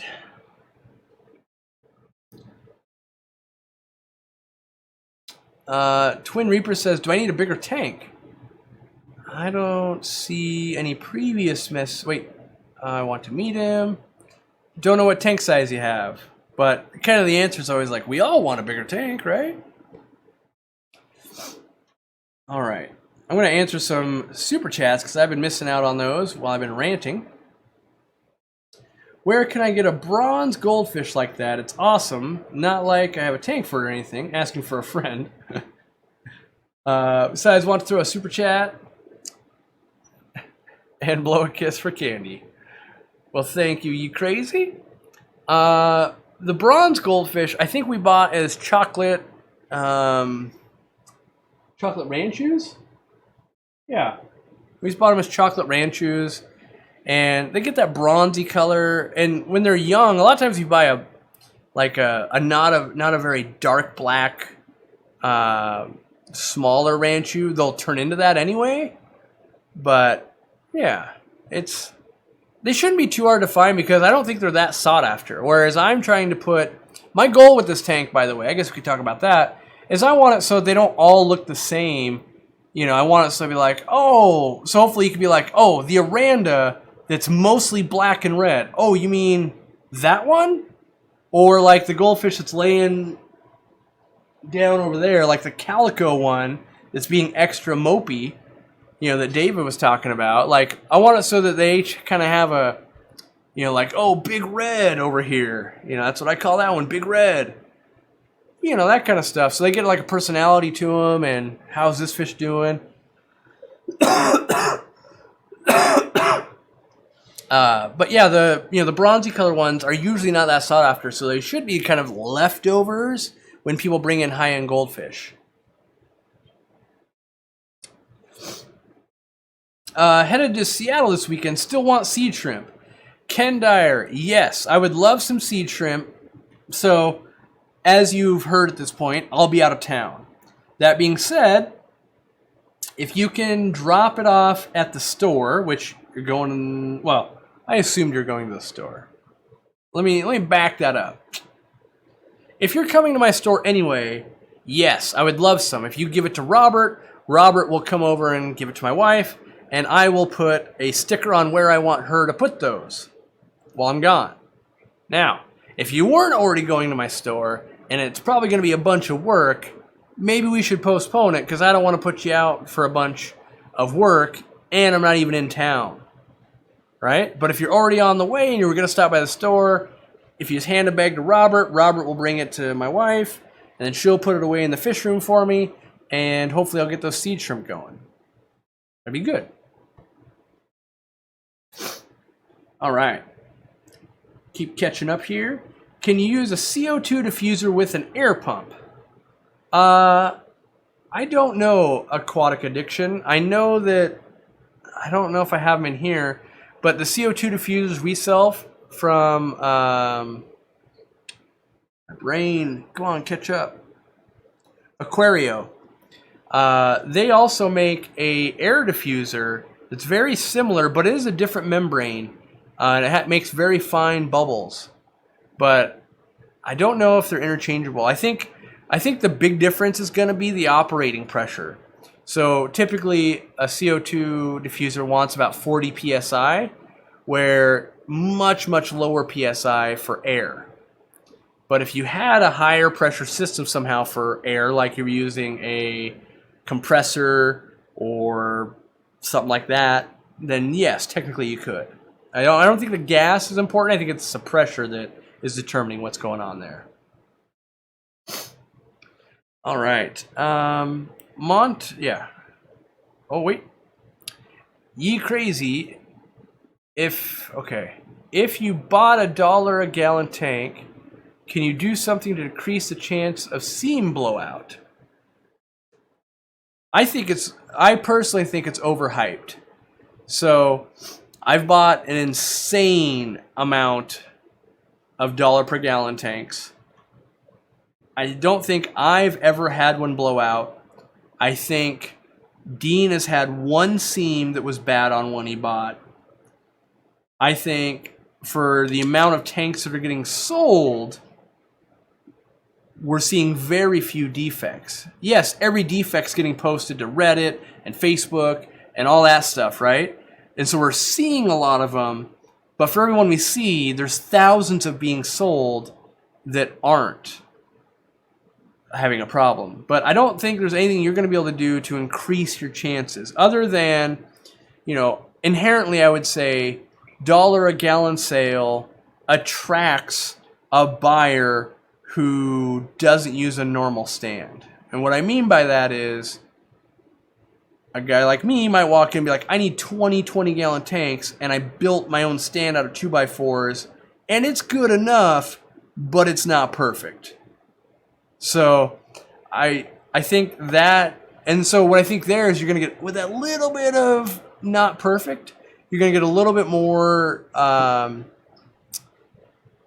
stress on those seams, and you're going to lead to a little bit early failure. So I just think, in general, that's what we're looking at. Good. Whatever we've named what's a good name for the one that feigns death? She's now joined the pack and is eating. For some reason, I feel like almost all my goldfish are female, especially Arandas. They just look female to me. Anyway, has joined the ranks of the feeding. The hungry hippos. All right. Randy Shue, cannot wait to see you at Coast. Not ready for the 8-hour drive. Brutal. I'm doing a low-tech Uwagami shrimp tank, 10-gallon, and was wondering if you have any tips for the dry start with Staragini repens.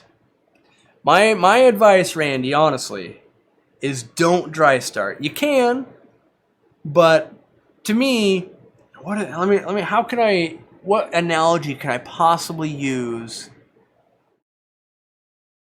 All right, here's the analogy I've got, and I'm going to explain it, and then I'm going to think about, does that really explain it well? Because, yeah, all right.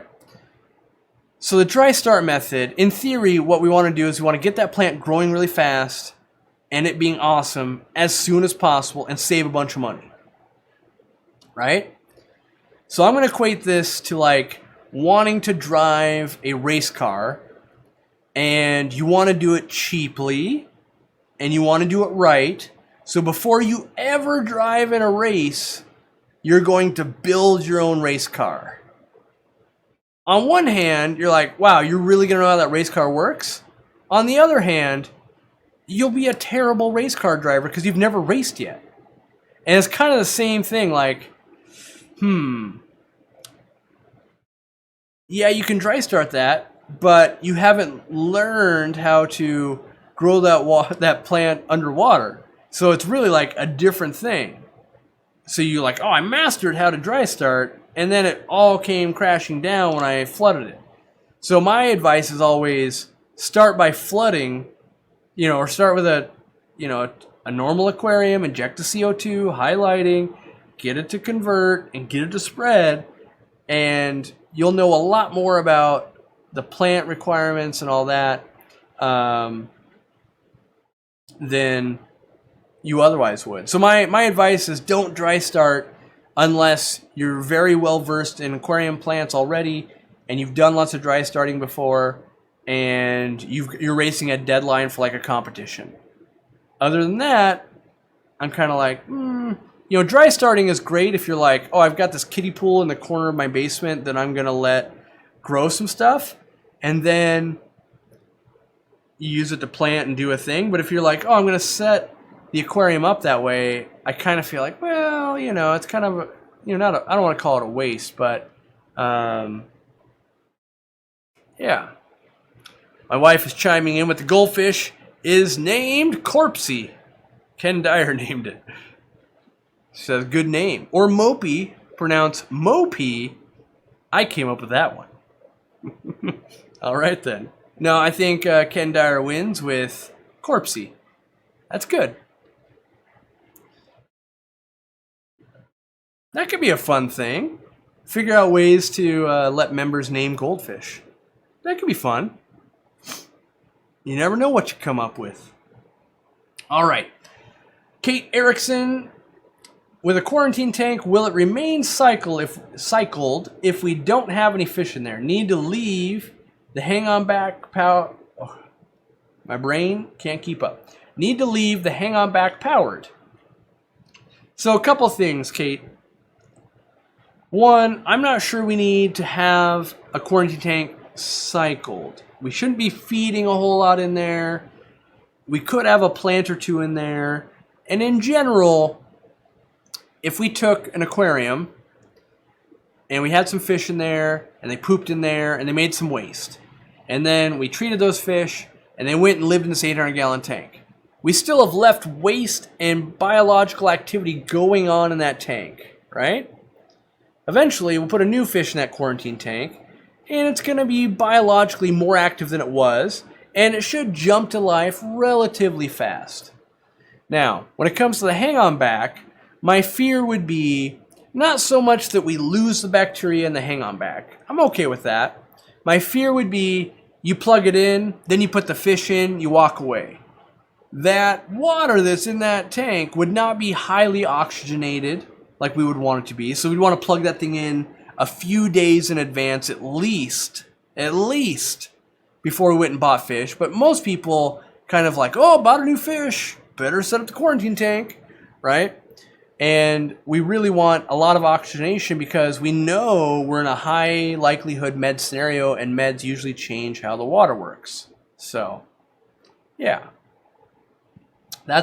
I would kind of always leave it running, or find some kind of filtration you can live with it always running. If it's a little air pump and sponge filter that uses almost no energy, or I don't know if it's a sound thing. I'm not sure what the issue and why we want to unplug it is. But in general, I would let it run. All right, Chicken Joe, still one of my favorite YouTube names. We picked up some angels at a local auction 3 weeks ago, and I haven't seen them eat. I've tried flakes, frozen brine, mosquito larvae, but nothing. Any tips to encourage eating? They're in quarantine right now. So I'm going to scroll to the bottom in case Chicken Joe's got more info when I'm about to talk here. But, have you dewormed them? Have you hit them with like General Cure yet? So if they're turning down everything, you're offering the best food. Sometimes they're so full of tapeworms that it's like encroaching on their stomach and they can't even eat. So that's why I always deworm fish no matter what, but I would definitely, in a scenario you're describing, that'd be the number one thing off my head is like, tapeworms, tapeworms, tapeworms, tapeworms. And I'd be hitting them with a round of general cure at least first to go, okay, what's going on?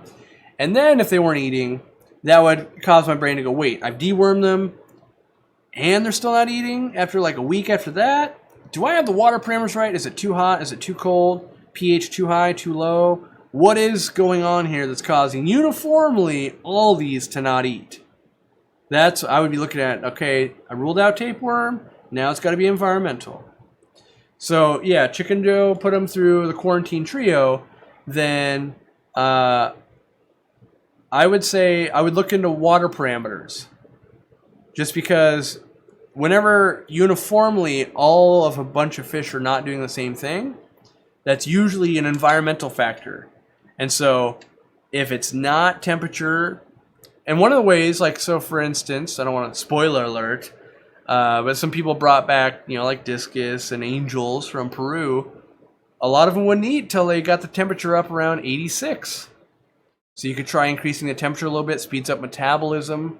They could be very stressed, but I would look at the environmental factors if all of them aren't eating. So that's where I would start. The Fishy Mailman says, I've been keeping brine shrimp culture going outside this summer in a 37-gallon tub. Curious to see if you've done the same, but how long it made it through the winter doing water changes with reef salt. So I've never carried it through winter. I have done it. I've got some old videos on the Corey McElroy channel, actually. Some of my first ever. And I didn't try to keep it going throughout the winter, and I never did any water changes. I could go the whole summer, though, just collecting them easily. So yeah, I wanted to, but I've never, that's part of the urban fish farmer thing I really want to play with and experiment. I could easily turn one of those tubs into salt water and play with it, but I want to get scuds and Daphnia going as well as the brine shrimp and really play around with that. So, is betta digging normal? I don't think so. I haven't really seen bettas dig much unless there's like live blackworms. So, Rise Sutherland says, sailfin mollies for indoor pond breeding project. Yeah, I mean, seems like a good one. I've considered doing balloon mollies in mine. And one of the reasons, like, I love all the mollies, but balloon mollies sell better in the store, and I feel like they're the hardest ones for us to get healthy. Because there's not that many people really making balloon mollies. And one of the reasons why I'm kind of pro balloon molly is most people buy a molly, it's like this big. They don't realize a molly should be like 4.5 inches of just like solid molly badass. I mean, mollies get huge and they're great fish and they're great algae eaters, but people just, they have no idea because we like never see them looking that good unless you go to like a real farm creating them. So, yeah, I think they're worthy of an indoor project though. I mean, any library, in my opinion, is a great candidate because you get rewarded so easily from them. Is Corpsey back to trolling me? Yep. She's the one that didn't like the flow the most. I had the wave maker going on to try and clean up some of the water, and so right there, you see that poop? It's like that big. It's going down. It's very translucent, and it could mean we still have some tapeworm action going on. Could mean that the fish kind of has diarrhea going on, and I will be deworming these fish more. But I'm kind of waiting to cobble some more because so one of the things that I don't want you guys to do, and I don't want to do either, is like, let's say this fish, they've been through meds once, right? What I don't want to do, so let's say Corpsey wasn't the first one, she's one of the last ones in, right? But if she was one of the first ones in, I wouldn't want to remedicate all these guys every single time I add a new one in. So I'm kind of trying to get majority of people to the party, then get them all super clean. Then the people that are going to be late to the party, get them super clean, maybe one of the tubs or something, out there, you know. But right now, like, what I'm trying to avoid is this. You see how it's like, oh man, you have an 800-gallon aquarium and 700 gallons of it has nothing. There's like one little fish swimming in it. So there's obviously needs some more fish going on in there. So once I get that level up a little bit, then, you know, the meds will flow. Which right now we've been, as you'll see in the video, we took care of fungal infections, bacterial infections, and, you know, general stuff like that. There's some things that I need to make sure I dial in, and I haven't followed up on that yet. And I want to make sure that hardness is correct. I definitely have crushed coral in there. And I think in the previous video you saw that I put some wonder shells in some of the other tanks, but I haven't like calibrated how much wonder shell to what level of hardness I want to run in here versus the water change schedule. That's it. I can't just drop a couple wonder shells in and walk away and go, oh, I fixed it. I have to know what level of water change do I want to run. Then I can put into plan how many wonder shells and that kind of stuff. Because if I just put in a couple wonder shells, leave water changes going, and don't follow up, that's actually worse for them. So, all right, designs by L. I have Bloody Mary shrimp colony I'm starting, but one of my shrimp has developed a yellow ring around its abdomen. Is this something I need to worry about? So you might be seeing the saddle. So this is one of those things where like a picture would be like, oh yeah, now I know what we're talking about. But definitely at the back of the shrimp, there can be a yellow saddle, and that's usually a female that's ready to have eggs. Now, if it's a total ring around it, that's weird. I don't know if I necessarily have seen that. I've seen like translucent rings or a little bit of like, what do I want to call it? Light pink, like if they have a bacterial infection. But I'm not 100% sure, especially with Bloody Mary shrimp, because the Bloody Mary shrimp, all their color is in their flesh and not in the shell.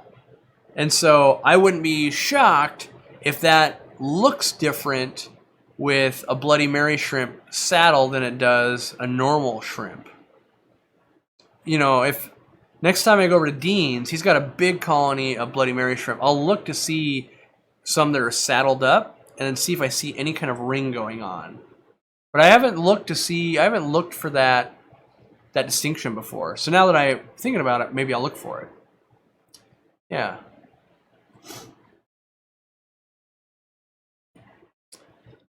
Corey said there would be gray hats in the original community page post, but I don't see them in the store. There's this hat. This hat is gray and blue. There is no solid gray hat, though. So yeah, just because I say something doesn't mean it's right, because half the time I have no idea what I'm talking about. No, it's usually I'm trying to do something too fast, and then I end up promising the world, go, wait, I said what? Like, no, I didn't say I were going to make a 15-color hat. I meant to say 1 and accidentally hit the 5 key also. Now it says 15. But yeah, whatever post I was talking about this hat. Yeah. Which is my new favorite hat, by the way. It is slightly different than the gray and green one. The green one had this mesh material was like cotton, and it was a hotter hat, where this is like, I don't know if I call it plastic. Yeah, maybe. I don't know, but this is like the first hat I've ever had that doesn't make me hotter for wearing it. I mean, hotter, looking better, of course, but like temperature-wise, not heating my head up. All right. Good freshwater plant to carpet with some rocks and no CO2. I would keep it easy, Carl, and go with some crypts. Something like crypt lucens, pretty easy, grows at a reasonable rate. A lot of things that won't take CO2 that can carpet, they grow so slow that, you know, you swear that your aquarium can't hold water that long until it carpets out. Like, it's just not good. After antibiotics, it's good to feed probiotics. Definitely. You know, a lot of the foods nowadays have probiotics. What I've also found, though, that a lot of foods with probiotics don't taste that good for the fish. So it's a catch-22 there of like, well, they'll devour that, but the thing with the probiotic, like the cobalt flake, for instance, the only flake that had the probiotic was the blue one. It's also the only flake the fish don't eat. That's annoying. But yes, I think as time goes on, we will get better and better at how can we make probiotics cheaply and digestible and attractive to fish. If we think about it, 5 years ago, probiotics wasn't huge in fish, and now it's like most foods have it. And then maybe in 10 more years, every food will have it, and it'll be very good. Like the first food I can think of that really was stressing probiotics would have been Hikari BioGold, but it was so expensive that hobbyists can't afford that. And even still, BioGold, so that's something I think is new. I think the hobby is willing to pay more for food than we were 15 years ago. What size hat am I wearing? Large, extra large. And that's because, well, no, I don't know why it is, but it used to be really hard to get people to pay a reasonable, like anything over $10, not for feeding my fish tank, what? Oh, there's fish, right? But now, there's not that objection there anymore. And we're, foods like Northfin and that kind of stuff, we're pushing the prices high. Rapashi, some of the natural Sarah stuff, even stuff that I'm just playing around with right now, like the extreme foods is expensive. All that stuff is very expensive compared to where like the threshold was even just 10 years ago. And so when we bring that threshold up, it gives the manufacturers some more like headroom for ingredient selection. When they know but people are buying foods at $20 and $30. Okay, well then we can use some of these ingredients. So I think we're going to see another tier of food standardization come about in the next 10 years or so. 10 years seems like a long time, but it's already in the works, like without you even knowing it. Maybe you haven't thought about it, maybe you have, but even in the last 5 years, radical differences. Black soldier fly larvae, a lot more krill-based foods, probiotics came onto the scene, really diagnosing, like one of the foods that I think could do really well over here is Vitalis, which used to be New Era, and it's one of the only foods that they don't cook their food. They have a process which keeps it stable, I think without preservatives as well, and because they're not cooking it, it's not driving out a lot of the oils and stuff that are very good for the fish. And so with some of this technology and some of this, I don't want to call it innovation, but more people are trying this stuff, it leads to more people copying stuff. And when people copy stuff, then it becomes more mainstream. So there's a lot of, Dean's got this food at his house where I think the pouch of it was $44 US. Very expensive, but the food is like this Vitalis where it's, very squishy, not very many preservatives, high quality ingredients, and the fish love it. The problem is it's $44. So let's imagine this Vibrabite, right? If this package was $44, it might only last his fish room 3 weeks. It gets pretty expensive. But I think when there's more competitors in the market, then that'll come down to $20. And then all of a sudden, that's totally viable for a lot of people. So, yeah, I think that, and I think minimum wage is coming up a bit. So I think overall, we're going to get to a point where foods are just going to continually get better. So, yeah. New member from Nicole, thank you. And some more super chats. Wednesday night, Corey and water changes. Loving the hobby. Loving the hobby is water wisteria, one that floats as well. Treats for your employees and feel better. Water wisteria doesn't change form at the surface. Well, hold on. It doesn't have a floating form, it has an immersed form and a submerged form. So it'll look one way growing up to the water, and then it's going to get like short and prickly above the water. But you can grow it up above the water too, for sure. All right. Do I have any experience raising eels?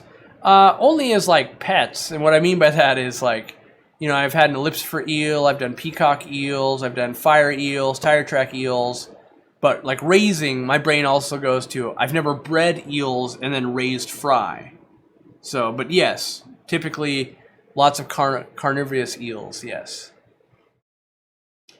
Welcome J33C.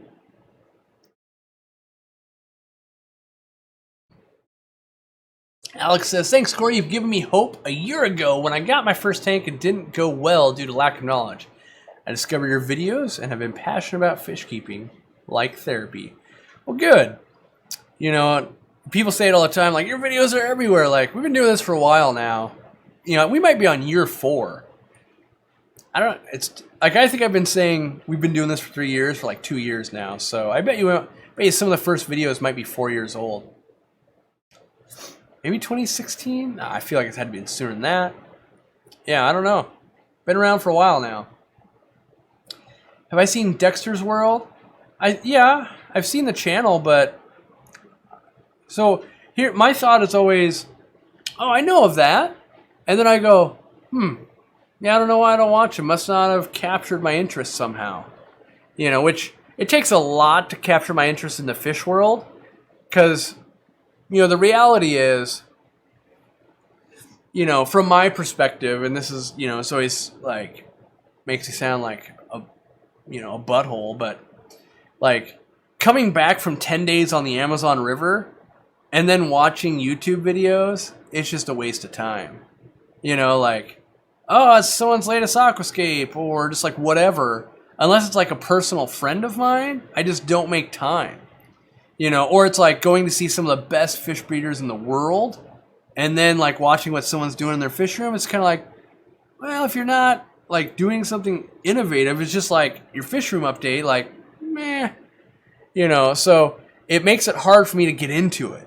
But that being said, you know, there's things like Ryo did he visited his uncle and his uncle's keeping a bunch of Japanese rice fish. Well, I can't go in the wild and look at that. I've never seen a breeder really cranking those out in a fish farm, so it's super interesting to me. Watch the heck out of it, right? And so that's the other thing is if I've consumed YouTube for like the last, let's say, 8 years, you see a lot of stuff. And then everything else is just repeating, you know? Like, maybe you guys... I'm sure you've picked up on this as well. Like, how many more Awaze canister filter videos are we going to see? Like, clearly, they'll send them out to anyone that'll take one that's an influencer. And then the influencer will go, hey, cool, I just got a $350 filter for free. It's pretty easy to say, like, hey, this thing's pretty cool. It was free. Right? So it's just like, I keep seeing those continually pop up, even by creators I love. And I'm just like, oh, this is, to me, and this has nothing to do with Awaze or the creator or anything. This is just like my own thought process. This is the ending of YouTube. And what I mean by that is if we stay on a path where a viewer, like myself or you, if we're continually bombarded by the same, like let's say, product video type things, it's going to lead us off the platform. Because, like, Netflix doesn't do that to us, you know, and there's, like, HBO and that kind of stuff. We don't have to watch the same thing over and over again. But if every 2 weeks we're going to see another Awaze canister unboxing, it's really going to fatigue the viewer. Or replace Awaze with any other product, right? Like, it's just going to fatigue us. And so that's one of the reasons I backed off on doing a lot of any of the product reviews or anything like that. I just felt like, I think this is, while it makes us money, is also pushing us towards a spot we don't want to be in YouTube. And that is like we're burning people out of like, oh, we're just, you know, watching the same thing. So I try really hard Oh, my wife says I've started YouTube before we moved into this house. That's true. And it's been over 5 years now. Wow. Okay.